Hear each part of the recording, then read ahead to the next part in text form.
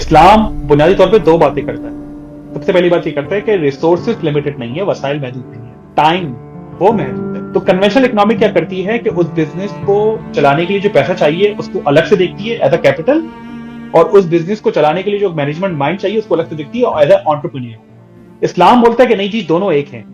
लोग क्या कहते हैं कि यार तुम इस्लामिक मईशत ने क्या फायदा दिया है, हमारा मुल्क का हाल देखो। वो ये समझते हैं कि इस्लाम का नाम देने से वो चीज इस्लामी जाती है। बिस्मिल्लाहिर्रहमानिर्रहीम। This is me Mohammad Ateeb. आज हम एक और जो सिलगता हुआ मसला है उसके साथ यासिर सिद्दीकी हमारे साथ मौजूद हैं। यासिर भाई, वेलकम टू अनदर पॉडकास्ट। वालेकुम सलाम अतीब भाई, बहुत शुक्रिया। वैसे जब ये अपलोड होती है ना तो इस पे मौजू लिखा आता है डायलॉग में। ये डायलॉग है मोर देन अ पॉडकास्ट। ठीक है, तो हम एक नए डायलॉग सेशन में एंटर हो रहे हैं और उस डायलॉग सेशन के अंदर यासिर भाई जो जिस क्वेश्चन से मैं इस आइस ब्रेकिंग के प्रोसेस को जो है ना वो आगे बढ़ाना चाहूँगा कि we have been listening since ages, in fact, since our childhood, that Islam has a political system, financial system, educational system, family values system, and all other systems which are associated to our social life. हमारी social life से related जितने भी aspects होते हैं उनके बारे में state किया जाता है कि Islam is a complete code of conduct for your life, और ये सिस्टम्स मौजूद हैं। और इसमें हम जब जो है ना वो आगे बढ़ाते हैं अपने डायलॉग को या सोसाइटी के अंदर डिस्कशंस को, तो उसमें हमारे पास जो एलीट माइंडसेट या जिसे ज़्यादातर जो है ना वो लेफ्ट माइंडसेट कहा जाता है, लेफ्ट माइंडसेट के लोगों में इसमें हमारी तरफ से एक एतराज़ आता है कि ये सब जो है ना वो हमारी अपनी ह्यूमन इन्वेंशंस हैं। There is nothing like that. Islam का कोई पॉलिटिकल सिस्टम, कोई सोशल जस्टिस सिस्टम, कोई वेलफेयर सिस्टम, कोई फाइनेंशियल सिस्टम, ये कोई अलग से कोई चीज़ नहीं है। ये सदियों से चली आ रही हुई चीज़ थी जिसमें थोड़ी बहुत चीज़ें आगे पीछे की हैं। Is this like that? अच्छा, इसमें सबसे पहले तो जो टर्मिनोलॉजीज है ना वो ठीक करना ज़रूरी है, क्योंकि हम असल में लिंग्विस्टिक बाउंड्रीज के मोहताज हैं। तो उसमें अल्फाज की वैल्यू बड़ी होती है। आपने यूज़ की पाकिस्तान में लेफ़्ट, एक तो ये लेफ़्ट और राइट जो है ना, ये टर्मिनोलॉजी पहली बात ये कि एप्लीकेबल नहीं होती मेरी राय में। खैर, इसके ऊपर एक सेपरेट डिस्कशन है कि लेफ़्ट और राइट होता क्या है।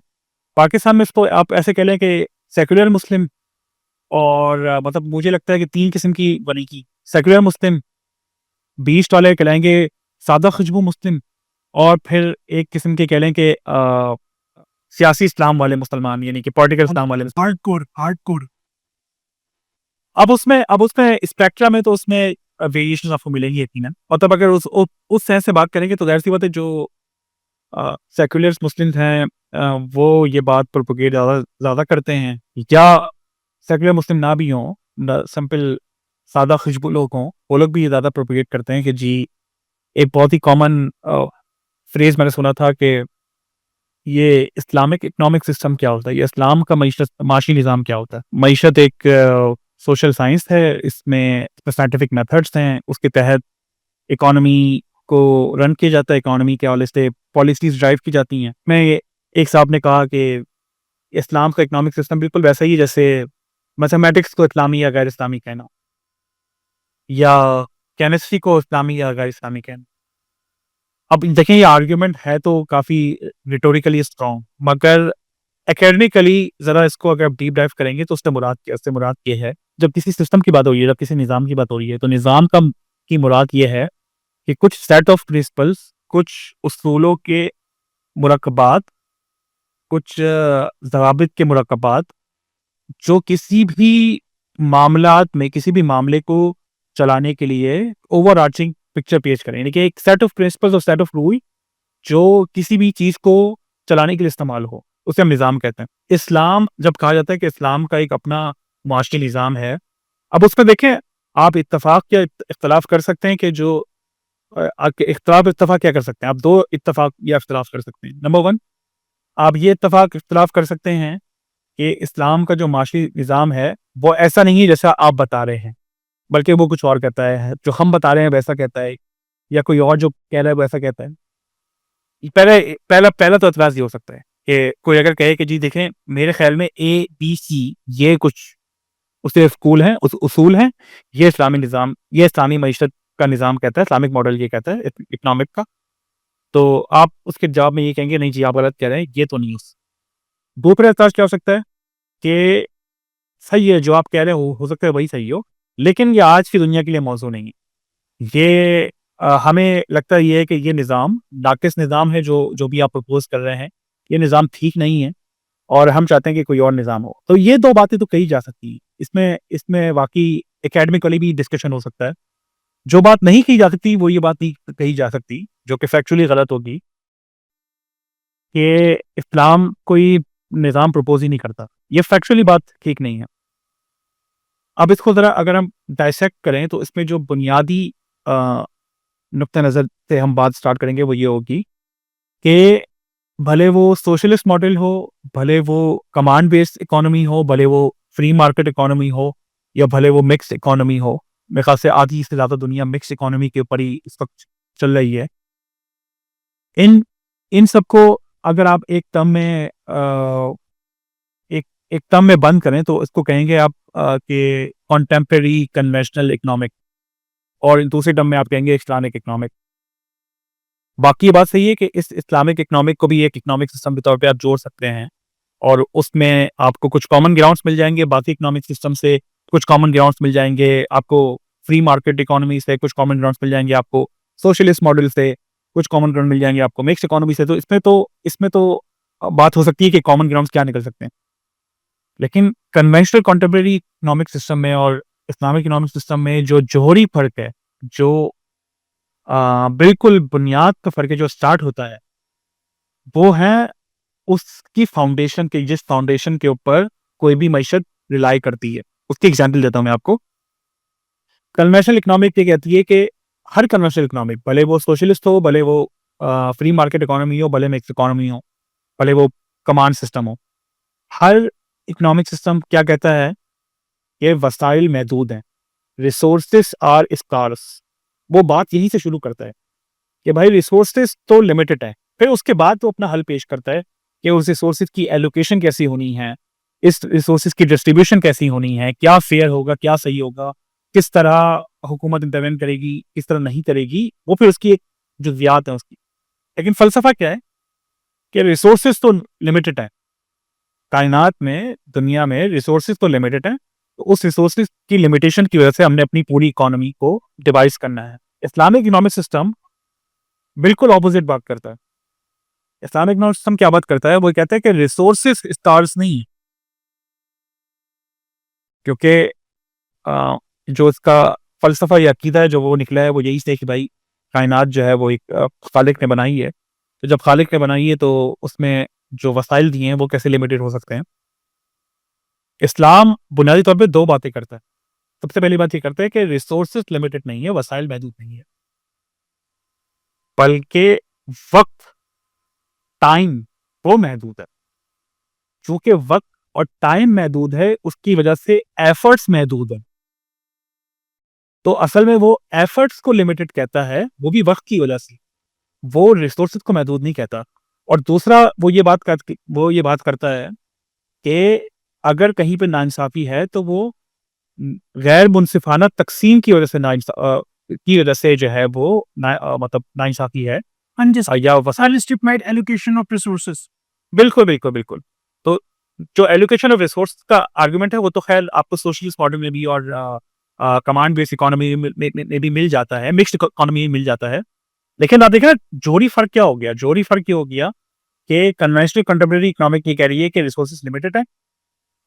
इस्लामिक फ़लसफ़ा जो मईशत का है वो ये कह रहा है कि नहीं जी रिसोर्सेज़ लिमिटेड तो अनलिमिटेड है, क्योंकि ये कायनात ख़ालिक ने बनाई है, ख़ालिक ने आपको वसाइल लामहदूद दी हैं, उसकी बारगाह में किसी चीज़ की कमी नहीं है। बस वक़्त जो है ना वो लिमिटेड है और वक़्त लिमिटेड होने की वजह से एफर्ट्स आपके लिमिटेड हो गए।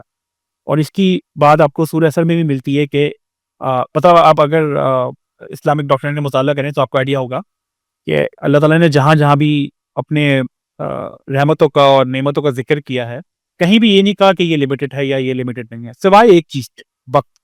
वक्त इंसान को एक लिमिटेड दिया गया है, हर इंसान को, यानी कि कायनात जो बनाई गई है उसमें बस सिर्फ वक्त जो है वो महदूद है, बाकी तमाम चीजें लामहदूद है। अब इस बुनियादी फलसफे की वजह से जो बाकी स्ट्रक्चर बनेगा वो जाहिर सी बात है सेम हो नहीं सकता कभी। अब आप देखें इसके पर एतराज, तो आप इस पे तो एतराज कर सकते हैं कि यार ये जो आपका फलसफा है ये गलत है या सही नहीं है या इसको ऐसा होना चाहिए ऐसा। ये बात सही है। अभी अभी इसको हम कहते हैं कि हम नॉर्मेटिव एनालिसिस नहीं कर रहे, यानी कि हम इसका ये तज्जिया नहीं कर रहे कि चीजें कैसी होनी चाहिए, हम बता रहे हैं कि चीजें क्या हैं।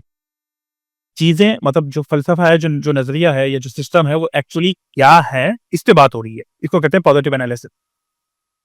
तो एक्चुअल में क्या है कि भाई ये जोड़ी फर्दर ये समझे कि एक न्यूक्लियर लेवल डिफरेंस है इन कॉन्सेप्ट में। उसके बाद आप फर्दर डाउन द रोड जाएंगे तो मतलब जब इसकी बारीकी में जाएंगे तो आपको पता लगेगा कि और क्या डिफरेंसेस हैं। जैसे कन्वेंशनल इकोनॉमी में फैक्टर ऑफ प्रोडक्शन जो है वो 4 है, लैंड, लेबर, एंटरप्रेन्योर और कैपिटल, ये 4 फैक्टर्स ऑफ प्रोडक्शन है। इस्लामिक इकोनॉमिक सिस्टम में 4 नहीं है, 3 है। 3 क्या है? लैंड, लेबर और एंटरप्रेन्योर। अब लोग बोलेंगे कैपिटल कहाँ गया, कैपिटल के बगैर आप कैसे काम करो? तो इस्लाम एंटरप्रेन्योर को, यानी कि कारोबारी इकाई को, जहन रखने वाला, कारोबारी जहन रखने वाला या कारोबार का हामिल। नहीं, मतलब अगर हम इकाई की बात करें तो कोई कारोबारी इकाई, कोई बिजनेस एंटिटी को as a capital as a unit count करता है, वो उसको अलग से काउंट नहीं करता। उसकी एग्जांपल क्या है? उसकी एग्जांपल ये है कि मैं और आप मिलकर कोई बिजनेस करना चाहते हैं, तो हमें उसके लिए चाहिए लैंड। हमें उसके लिए चाहिए सबसे पहले लैंड, कि भाई कहाँ किस जगह बैठ के, हम लैंड का मसला हो गया, ठीक है भैया। अब हमें चाहिए लेबर, कि भाई उस मामले पे काम कौन करेगा, तो लेबर का इंतजाम भी हो गया। उसके बाद हमें चाहिए कि उस बिजनेस में इनिशियल इन्वेस्टमेंट चाहिए, और फिर उस बिजनेस को चलाने के लिए एक मैनेजमेंट रोल चाहिए। तो कन्वेंशनल इकोनॉमी क्या करती है कि उस बिजनेस को चलाने के लिए जो पैसा चाहिए उसको अलग से देखती है एज अ कैपिटल, और उस बिजनेस को चलाने के लिए जो मैनेजमेंट माइंड चाहिए उसको अलग से देखती है एज अ एंटरप्रेन्योर। इस्लाम बोलता है कि नहीं जी, दोनों एक हैं। एंटरप्रेन्योर और जो कैपिटल ला रहा है वो भी एंटरप्रेन्योर ही है, और जो मैनेजमेंट स्किल्स ला रहा है वो भी एंटरप्रेन्योर ही है। अच्छा, इससे फर्क क्या पड़ेगा? लोग कहते हैं कि जी आपने कान को यूं पकड़ लिया, यूं पकड़ लिया। जी, इससे फर्क क्या पड़ा? इससे फर्क ये पड़ा, ये जो कैपिटल ला रहा है ना, वो ये बोल रहा है कि देखिए, देखो जी, मैं 10 लाख रुपए ला रहा हूँ, ये 10 लाख रुपए मेरी इन्वेस्टमेंट है, मुझे इसके अगेंस्ट में रिटर्न चाहिए, प्रॉफिट की सूरत में। रिगार्डलेस कि तुम्हारा बिजनेस कैसा चल रहा है, मुझे उससे उससे सरोकार नहीं है। एग्जैक्टली। तो कैपिटल जब capital as a capital investment हो रही है, तो बोलता है भाई रिगार्डलेस कि तुम्हारा बिजनेस फायदे में है, भले तुम 2000 गुना प्रॉफिट कमा रहे हो, मुझे बस 10% चाहिए, और भले तुम जो है वो हतारे में हो, मुझे 10% प्रॉफिट चाहिए। तो उसको सरोकार नहीं है। जबकि दूसरे मॉडल में, इस्लामिक मॉडल में क्या है, वो बुनियादी फर्क ये, वो कहता है कि जी 10 लाख रुपए में लाया हूँ, उसका जो प्रोपोर्शनल रेशो बनता है वो मेरा शेयर हो जाएगा। अब वो रेशो 50% बने, 60% बने, 40% बने, ये तो उस टेक्निकल अंदाज से इसको आप डील कर सकते हैं। और फिर उसमें प्रॉफिट और लॉस शेयरिंग भी इसी हाँ, अंदाज से, यानी मुनाफा और जो नफा और नुकसान है वो दोनों बराबरी की बुनियाद पर मुतनासिब। बराबरी।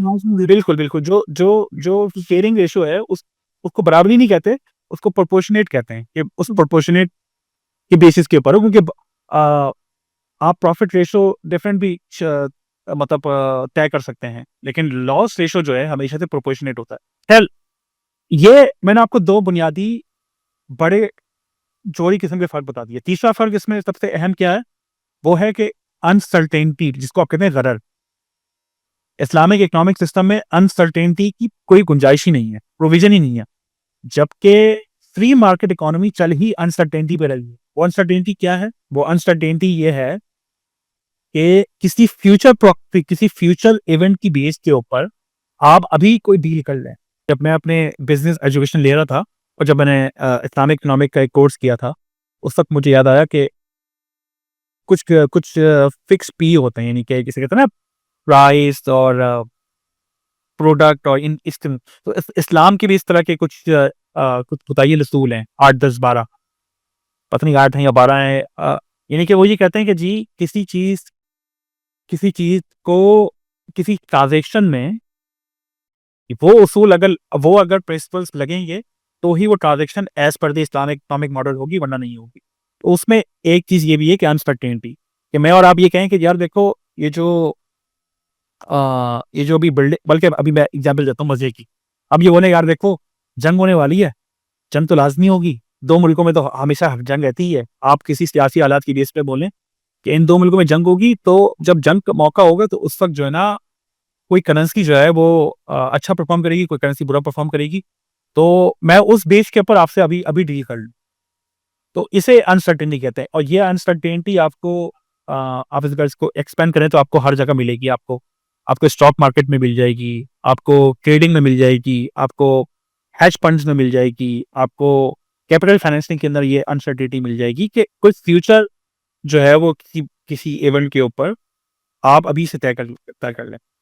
अब ये तो खैर थी, मैंने कहा कि इस तरह करके बहुत सारी जुज़ियात हैं जिसके ऊपर आप जाएँगे तो लेकिन यू गेट द आइडिया कि जो लोग ये फरमाते हैं कि जी इस्लाम का कोई निज़ाम ही नहीं है, कोई मईशत ही नहीं है उसकी, तो वो कितना गलत हैं अपने फ़हम में। और सबसे अहम ये है कि मईशत का ताल्लुक पॉलिसी से है।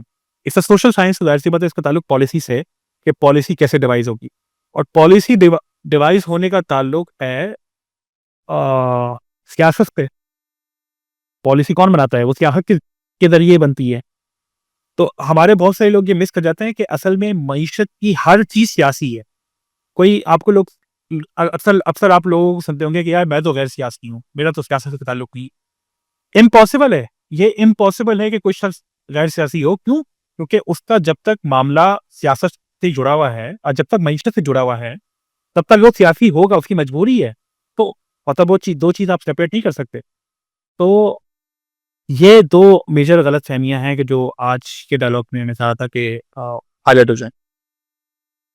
बिल्कुल, असल में जो ये बेसिक जो इश्यू क्रिएट हुआ है इस हवाले से, जो एक बेसिक जो इंटेलेक्ट लेवल पर जो एक पूरा गैप आया है ना, वो चीज़ों की मिसकम्युनिकेशन का और कॉम्प्रिहेंशन का भी है, मेरे ख़्याल में ज़्यादातर ना। इसको हमने जो है ना, इस इस्लामिक नॉलेज को या इस्लामिक जो है वो पर्सपेक्टिव को हमने चंद किताबों तक या चंद डिग्रीज़ तक महदूद कर दिया। इवन ये कि अब तो MS in Islamic banking and finance आ गया है। मतलब एमएस मतलब इतनी सेग्रीगेशन हमने सोसाइटी की कर दी है कि इस्लाम ये कहता है और बाकी हम ये भी चलाते रहेंगे। तो वो उस सेग्रीगेशन की वजह से ना, मेरे ख्याल में जो चीज़ों की कॉम्प्रिहेंशन है और मिसकम्युनिकेशन है, उसके ऊपर एक बहुत बड़ा फैक्टर क्रिएट हो रहा है। तो अब इस पूरे एजुकेशन गैप को, इंटेलेक्ट के गैप को आप कैसे फिल अप होता देखते हैं? और आप अगर कोई एस्पायरेंट जो इसको देख रहे हैं इस डायलॉग को, उसको क्या समझाना चाहेंगे कि वो इन कन्फ्यूजन से कैसे बच सकता है? देखें इसमें तो सबसे पहली बात ये है कि जो जो इकोनॉमिक्स लोग पढ़ते हैं, जैसे जैसे मैंने कमर्शियल एजुकेशन हासिल की है, तो वैसे तो मुसलमान हमें चाहिए कि हम अपने जो हमारे जो इस्लामिक डॉक्ट्राइन है वो कहते हैं उसकी भी हम तालीम हासिल करें, एकेडमिकली इसको पढ़ें चीज़ों को। अ, खुद कोहरा रशीद साहब ने खुद से पढ़िए, ये भी इम्पोर्टेंट। आप मतलब खुद से पढ़ें कि किसी भी इदारे के साथ जुड़े जाएँ उस, क्योंकि मैंने भी कुछ इदारों के साथ पढ़ के इसको समझने की कोशिश की है, तो भी पढ़ा है। लेकिन ये ज़रूरी है कि जो लोग इससे वाबिस्ता हैं वो खुद से पढ़ें। प्रोफ़ेसर खुर्शीद साहब का मैं नाम लूँगा कि उनका इस्लामिक इकोनॉमिक मॉडल को आम फ़हम अंदाज़ में समझाने के लिए बहुत अमेज़िंग काम है। उनकी बहुत सारी तसनीफ़ात हैं, किताबें हैं जिसको मैं समझता हूँ। एक जो आपको मज़े की बात बताऊँ, जो इस सारे अ, मामलात में रह जाती है, वो ये रह जाती है कि लोग समझते हैं कि किसी भी चीज़ को नाम दे देने से वो इस्लामी हो जाती है। यानी कि लोग कहते हैं कि यार वो लोग क्या कहते हैं कि यार तुम मतलब इस्लामिक मईशत ने क्या फ़ायदा दिया है, हमारा मुल्क का हाल देखो, और या किसी और मुल्क का हाल देखो। तो वो उनके नज़दीक वो ये समझते हैं कि इस्लाम का नाम देने से वो चीज़ इस्लामी हो जाती है। अरे भाई, ये कोई अ, मतलब अगर पॉलिटिकली इनकरेक्ट होके मैं बोलूँ कि कोई कोई ट्रांस आइडेंटिटी थोड़ी चल रही है यहाँ पर, कि आप उसको कोई नाम दे दें, कि देने से असल में इनहेरेंटली उसमें जो उसकी क्वालिटीज़ हैं, जो उसकी कैरेक्टरिस्टिक्स हैं, वो डिटरमाइन करती हैं कि कौन सी चीज़ इस्लामिक मॉडल के अलाइन है और कौन से खिलाफ है। उसकी जो सबसे ज़बरदस्त एग्ज़ाम्पल मैं आपको दूँ ना, आप सुन के हैरान हो जाएँगे। 2010 में ग्लोबल इकोनॉमी जर्नल में एक रिसर्च पब्लिश हुई थी, आज से 16 साल पहले। उसमें इस्लामिसिटी जो है वो डिटरमाइन की गई थी कि कौन से ममालिक की मईशत इस्लामिक इकोनॉमिक सिस्टम के मुताबिक चल रही है। आपको जान के हैरानगी होगी कि टॉप 25 में कोई मुस्लिम मुल्क शामिल नहीं था। ये 2010 की रिसर्च है। टॉप 25 के अंदर कोई मुस्लिम मुल्क शामिल नहीं था। मेरे ख्याल से पहला कोई जाके कोई 30 या 40 के बाद जाके किसी मुस्लिम मुल्क का नंबर आया था। पहले मतलब जो उसकी लिस्ट देखें तो पहले पे आयरलैंड, दूसरे पे डेनमार्क, तीसरे पे लग्जमबर्ग, चौथे पे स्वीडन, पांचवे पे यूके, छठे पे न्यूजीलैंड, सातवें पे सिंगापुर, फिर फिनलैंड, फिर नॉर्वे, फिर बेल्जियम। यानी कि ये कंट्रीज हैं कि जब इस्लामी सिटी को परखा गया कि जो उसमें कुछ 24-25 फैक्टोरियल 24-25 फैक्टर्स थे, जिन जिन फैक्टर्स को अकाउंट फॉर करके उस बेस के ऊपर इस्लामिक सिटी जांची गई, तो मालूम ये पड़ा कि जी मुस्लिम वर्ल्ड के अंदर तो इस्लामिक इकोनॉमिक सिस्टम प्रैक्टिस ही नहीं हो रहा है कहीं से, और जो प्रैक्टिस हो रहा है वो तो सारे नॉन मुस्लिम कंट्रीज हैं। नहीं, मैंने कहा इस्लामिक इकोनॉमिक प्रिंसिपल्स जो मुमाइशत करीब हैं वो सारे नॉन मुस्लिम कंट्रीज हैं। वो सारे या तो वेस्टर्न हेमिस्फीयर में हैं या जो फर्स्ट वर्ल्ड डेवलप कंट्रीज हैं। ये रिसर्च हम लिंक में दे देंगे, तो आप जाके खुद ही देख सकते हैं इसको। तो आप इससे अंदाजा लगाइए कि आप असल में मामला मुझे लगता है कि शायद होता ये है कि कुछ लोगों को, और ख़ास तौर पे जो वेस्टर्न हेजीमोन्स हैं, उनको शायद एतराज़ जो है ना मज़हब से होता है कि जी मज़हब पसंद नहीं है। एग्जैक्टली। एक चिड़ तो चिड़ सी है भी आप बताएं कि आप ही उस हमारे एक प्रोफ़ेसर होते थे सर यासीन तुराबी, हमें उन्होंने इकोनॉमिक्स पढ़ाई है। वो कहता था कि यार आप एक काम करो, नाम चेंज कर दो, आप इस्लामिक इकोनॉमिक्स तुम बोलो ही ना। आप इसका नाम जो है ना वो रख दो टूबर टैक्सी इकोनॉमिक सिस्टम। तो असल में नाम चेंज करने की वजह से हो सकता है शायद कि लोग जो है उसकी एक्सेप्टेबिलिटी ले ले। ये लेकिन हमारी उधर रख दिया जुनू का करत, जो चाहे आपका करिश्मा हुस्न सास करके। ये हमारे क्या नाम है उनका, ओटीएस वाले भाई हैं हमारे, नजम भाई, नजम सोहरवर्दी। हम उनके साथ जब पॉडकास्ट करे तो उन्होंने भी स्टेज पर बोला था इसी बात के ऊपर। तो आप देखें ना कि इस बात के ऊपर इंसान जो है वो दंग रह जाए कि जो इस्लामिक इकोनॉमिक सिस्टम है वो हम प्रैक्टिस ही नहीं कर रहे, और जो उसकी अपनी अपनी असल एसेंस दिखाते हैं, और उसके अगेंस्ट में क्या होता है कि जी बहुत सारे शुबों को शबात पैदा किए जाते हैं। फिर ये भी बात मैं मानता हूँ कि इस्लामिक इकोनॉमिक सिस्टम के नाम के ऊपर या इस्लामिक मईशत के नाम के ऊपर बहुत सारे लोगों ने अपनी दुकानें चिमकाई। ये इसमें भी हकीकत है, जिसकी वजह से लोगों का एक trust level somehow trust trust deficit होता है। लेकिन जो आपके सामने गुजारिशात रखनी थी वो रखती हैं। आखिर में सबसे अहम बात मैं ये कहूँगा कि लोग कहते हैं कि यार ये इस्लामिक बैंकिंग कैसे हो सकती है। बहुत सारे लोग एतराज़ करते हैं, इस्लामिक बैंकिंग कैसे हो सकती है? बैंकिंग तो है ही कन्वेंशनल फॉर्म ऑफ समझें कि transaction, conventional form of trade and economics या ट्रेड एंड फाइनेंस। सो उसके लिए भी जवाब यही है कि भाई कोई भी मॉडल हो, कोई भी बिजनेस हो, कोई भी मेथड हो, उसमें अगर इस्लाम के प्रिंसिपल्स फॉलो हो रहे हैं तो वो इनहेरेंटली वो क्वालिफाई करती है कि जी ये as per the provisions of Islamic economic था। अब लोग कहते हैं कि जी बैंकिंग कैसे हो सकता है? अब तो लोग समझते नहीं कि बैंक करता क्या है। Bank financing finance wealth control, finance wealth management करता है, फाइनेंसिंग वेल्थ मैनेजमेंट करता है। अब उसके तहत कुछ उसूल हैं जो इस्लाम कहता है कि इनको फॉलो करना चाहिए। जो उन उसूलों को फॉलो कर लेगा वो उसको क्वालिफाई कर लेगा, जो नहीं करेगा वो भले जितना भी नाम अपना इस्लामी रख ले वो नहीं हो पाएगा। अब उसकी एग्जाम्पल ये है मतलब एक आम फैन में बात समझाने के लिए कि मुर्गी हम सब खाते हैं, बड़े शौक से खाते हैं, और मैं तो जो हूँ वो पाकिस्तानी जो कढ़ाई है बड़ा मिस कर रहा हूँ यहाँ पे। मैं इस्लामाबाद में बिरयानी मिस करता। It's totally relatable.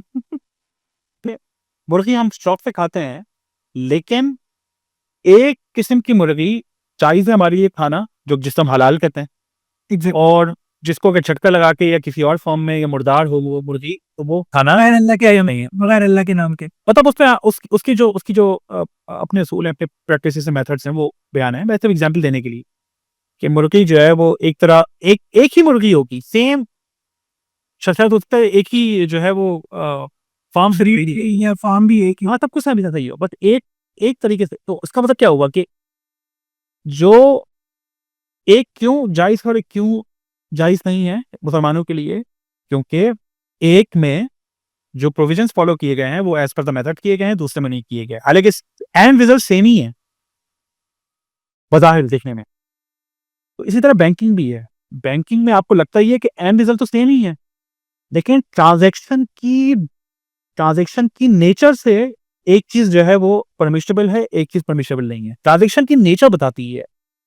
तो बैंकिंग के ऊपर तो बड़ा तफसील से काम हुआ है। देखिए, बैंकिंग में मैं इतना कंसीडर ज़रूर करूँगा, ये जो इस्लामिक मॉडल है, वो मौजूदा बैंकिंग कितना फ़ॉलो कर रही है, उसके ऊपर तो आपको डिफरेंसेस मिल सकता है। मगर ये कहना कि बैंकिंग इस्लामिक हो ही नहीं सकती, ये कम इल्मी मिसलीडिंग है। ये कम असल में कम इल्मी की निशानदेही करती है ये जुमला। कि जिसने जिसने जिसने डिटेल में इकोनॉमिक मॉडल पढ़ा हुआ होगा उसको आइडिया होगा कि मतलब जैसे आप एग्जांपल लेने के जी किस्तों के ऊपर कोई कार उठाता है, अब उसको के ऊपर क्या बोलेंगे कि यार दोनों बैंक सेम तो काम कर रहे हैं, वो भी किस्त कार उठा रहा है, वो भी किस्त कार उठा रहा है। नेचर डिफरेंट देखें, एक में आपको किस्त पे कार दी हुई है आपकी ओनरशिप के बगैर, आप ओनर नहीं है उसके, और जो रिस्क है उसका वो सारा आपको ट्रांसफर किया हुआ। बिल्कुल। दूसरे में आपको ओनरशिप भी दी हुई है और रिस्क भी आपको ट्रांसफर किया हुआ है, और रिस्क जो शेयरिंग है वो भी बराबर है। तो इन उसूलों की डिफरेंस की बेस के ऊपर यानी कि फॉर एग्जाम्पल अगर मैं आपसे, अब लोग असल में जो उसका नुकसान है ना वो ये होता है कि लोग देखते हैं कि जी इसमें भी यही यही ट्रांजेक्शन एंड में आ रही है, इसमें भी यही ट्रांजेक्शन एंड में आ रही है। तो मैं उनके लिए ये करूंगा कि भाई आप मुर्गी वाला एग्जाम्पल देख लें कि आखिर में बन के बिरयानी वहां भी आ रही है, आखिर में बन के बिरयानी वहां भी आ रही है। बस जो नेचर है ना, जो उस ट्रांजेक्शन की नेचर है वो डिटरमिन करेगी कि भाई उसमें कितनी आमेजिश है, और कितनी कितना वो उसकी जो कहते हैं इस्लामिसिटी हम चेक करेंगे, तो वो इस क्राइटेरिया की बेस के ऊपर चेक करेंगे। पाकिस्तान में मुझे लगता है कि इसके ऊपर इस्लामिक मॉडल इकोनॉमी के ऊपर मॉडर्न मेथड के तहत काम करने की बहुत ज़रूरत है, क्योंकि जिस तरह ट्रेड एंड इकोनॉमिक्स आगे बढ़ रही है, नए नए मेथड आ रहे हैं ट्रेडिंग के, बिजनेस के, दुनिया बहुत आगे बढ़ रही है एआई की बेस के ऊपर और टेक्नोलॉजी की बेस के ऊपर। लेकिन जो प्रिंसिपल्स हैं वो प्रिंसिपल्स की एप्लीकेशन कैसे होगी यहाँ पर, ताकि ये जो अपनी इस्लामिसिटी है वो लूज ना करें, इसके ऊपर काम होने की बहुत ज़रूरत है। तो ये गुफ्तगू करने का मकसद भी यही था कि जो कन्फ्यूजन्स हैं वो उसको थोड़ा एड्रेस किया जा सके। और क्योंकि दो किस्म के लोग हैं ना, एक तो मैंने कहा ना, जिस तरह पाकिस्तान में स्पेक्ट्रम जो है वो आपको लेंगे सेकुलर मुस्लिम का, सादा खुशबू मुस्लिम का, और सियासी इस्लाम वाले मुसलमानों का। लेकिन उसमें आप स्पेक्ट्रम में आप देखेंगे तो आपको रंगारंग किसी की आपको चीज़ें मिल जाएंगी, यानी कि आपको एक्सट्रीम एक्सट्रीम वाले भी मिल जाएंगे जो सियासी इस्लाम को अपने मकसद के इस्तेमाल करते हैं। तो दोनों ग्रोह में आपको देखेंगे कि एक ग्रोह ये कहेगा कि यार इस्लामिक इकोनॉमिक क्या होती है, कुछ नहीं होती है, तो मौलवियों की इजाद है। दूसरा ग्रोह ये कहेगा कि जी ये इस्लामिक बैंकिंग कुछ नहीं होती है, ये जो है वो बस सेकुलरों की इजाद है, इन्होंने जो है वो इस्लामी टच देने के लिए काम किया हुआ है। तो दोनों जो ग्रोह हैं उनके लिए गुजारिशात इस डायलॉग में रखने की कोशिश की गई। बिल्कुल। Thank you so much Yasir भाई for enlightening us about such an important discussion, such an important topic. Inshallah, we will try to dwell into such more topics upcoming जो हमारे dialogue sessions होंगे इंशाल्लाह। और इस मौके पर एक और रिक्वेस्ट आपसे कि अगर इस डायलॉग सेशन के अंदर is there something which you want to discuss, और आप उसको हमसे उस पे एक डिस्कशन और डायलॉग जो है ना वो रिक्वायर्ड है, तो please do let us know. Thank you so much for watching.